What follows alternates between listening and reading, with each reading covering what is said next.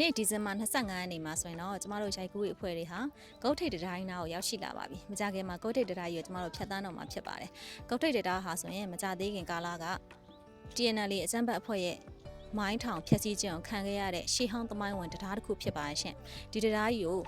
ပို့ဆောင်ရေးနဲ့ဆက်သွယ်ရေးဝန်ကြီးဌာနပြည်ထောင်စုဝန်ကြီးဦးမြထွန်းဦးဆောင်ပြီးတော့ပြန်လည်ပြုပြင်ထားတာဖြစ်ပါရဲ့ရှင်။ဒီတံတားကြီးကိုကျမတို့ဖြတ်သန်းတော့မှာဖြစ်တဲ့အတွက်ရှင်ခုန်စိတ်လှုပ်ရှားနေပါတယ်။မိဘပြည်သူများလည်းကျမတို့သမိုင်းဝင်ကုတ်ထိပ်တံတားကြီးကိုဖြတ်သန်းတဲ့မြင်ကွင်းလေးတွေကိုပြန်လည်မျှဝေပါမယ်ရှင်။အားလုံးပဲလိုက်ပါကြည့်ရှုကြပါအောင်နော်။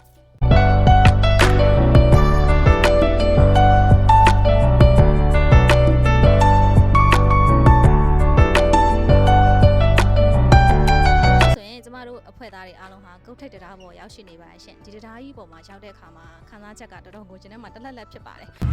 ရေခေါင်းတန်းလေးဂျုံဂျုံကြက်ကြက်ရေခေါင်းတန်းလေးဂျုံဂျုံကြက်ကြက်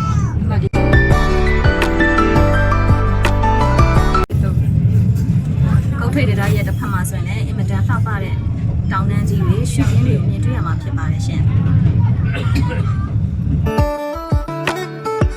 ရှိမှမြင်နေရတာကတော့ကုတ်ထိပ်တံတားကြီးကို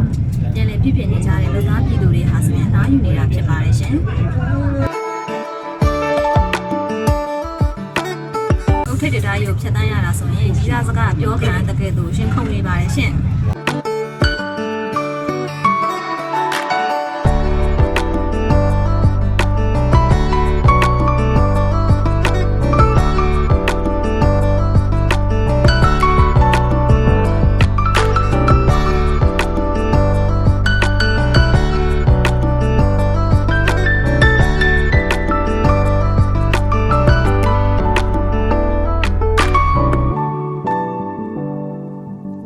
ယနေ့မှာဆိုရင်ကျမဟာကုတ်ထိပ်တံတားကိုရောက်ရှိနေပါတယ်ဒီတံတားကြီးကိုကျမဘာနဲ့လာရလို့ထင်ပါတယ်လဲရှင်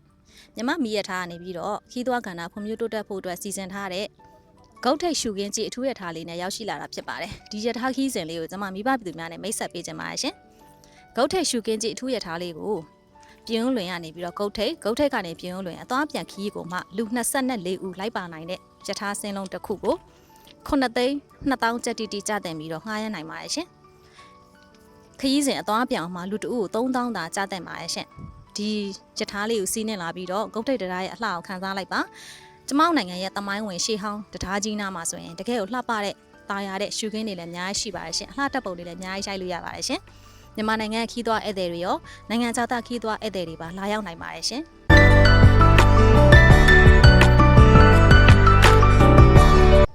ဒါကြောင့်မိဘပြည်သူတို့အနေနဲ့ပြည်ဦးလွင်ကိုရောက်ရှိမယ်ဆိုရင်ကုတ်ထိပ်တံတားရဲ့ရှုခင်းကိုလာရောက်ပြီးတော့ကြည့်ရှုပါကျမတို့မြန်မာနိုင်ငံလှပမှုတွေကိုလာပြီးတော့ခန်းစားကြပါရှင်ဒီလိုခန်းစားနိုင်ဖို့အတွက်ကုတ်ထိပ်တံတားအထူးကြည့်တဲ့အထူးရထားတွေယူမမေ့ပါနဲ့ရှင်